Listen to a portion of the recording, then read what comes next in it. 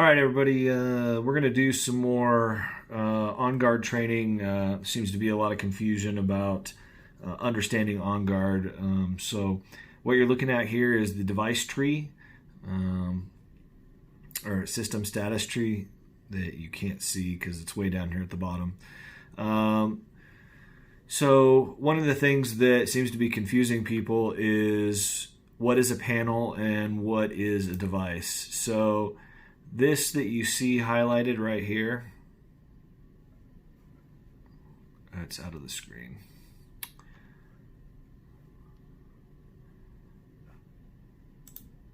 There we go.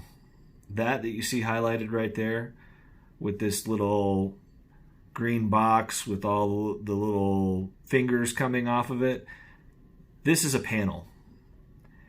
And when you go into a TR closet, you won't go into it, but when somebody goes into a TR closet, this particular TR closet is CS 137, so it's in the con, service level, room 137. And there are, as you can see, there's ACP 01-05-06 and -07. That means there are 3 panels in this room that control all of the readers that you see here. So this one panel in particular only has one reader associated with it, and that happens to be the reader that opens that room, CS137. And then you have this one, which has a whole bunch of readers in it.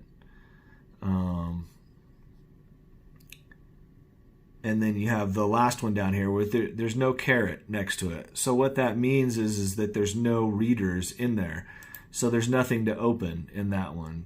So if I were to go, if this -06 was offline and it had a big red X in it, and I would have to go to it to try and reset it, and I would forget which one it was, and I would call you and ask you which panel it is, I just need you to tell me, is it panel 5, 6, or 7?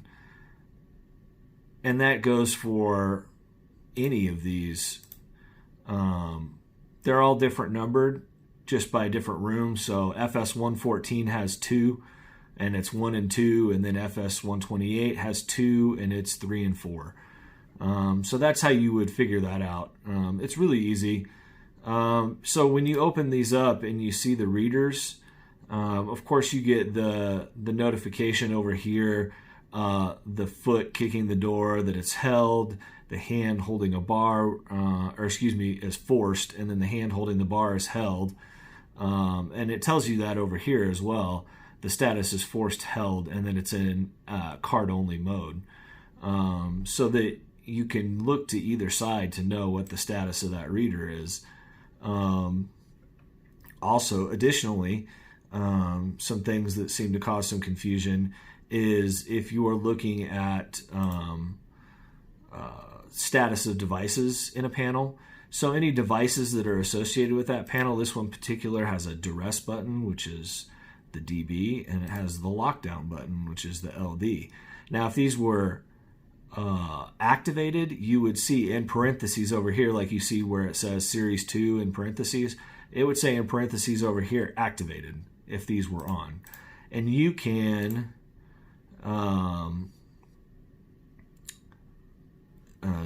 trace these to see when the last time,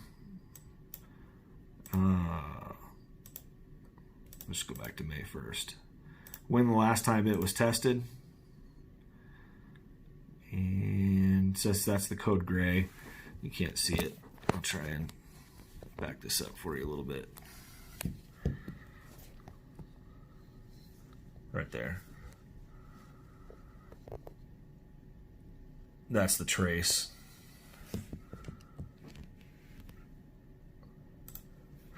So anyways, additionally, we need to find, we'll go to DAT service level. Here we go. So dispatchers have the ability to mask and unmask motion detectors. So in the event that we had the issue where you can't disarm the alarm at the badge reader, for example, in the armory. So we are at where the armory keypad is at right here, and you come down here to this little green box with the red dot in it, which is the additional devices, and you see, so we know that the armory is DS131, right? DS131A is the room number. So we find DS131A. So there is the motion detector for DS131A. You right click and you can do mask if it's going off, or unmask if you want to turn it on. Right now it is masked. No, I'm sorry, it is unmasked. Because it's turned on. So if you wanted to mask it, you would be turning it off. So that would be something that you would do if the alarm was going off for no reason and it was becoming a nuisance alarm. You can mask it. But if we were to do that, if it's in the middle of the day, that's fine. But if it's something that's happening overnight, we would need to set up a routine check for officers to go check on the room if it was becoming a nuisance alarm, and then we could figure out why it was going off. Every dispatcher has the ability to do this. This is also useful, for example, in research, where you can't get into research to do actual physical testing. We'll actually go down to research, and I'll show you. Research service levels, not there. Here we go. Motion detectors. So they're all masked right now.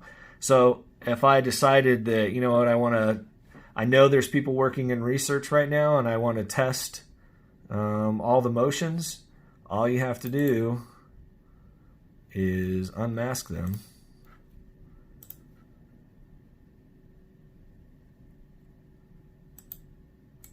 See, there's motion detector 1 and 2. Motion detector 1, motion detector 2, motion detector 3. And eventually you'll start getting alarms when they walk through there. And then once you get confirmation that each motion detector has detected something in your alarms over here, because it will tell you. I don't know if I have any from earlier today. Anyways, it'll tell you which motion detector over here under the device name.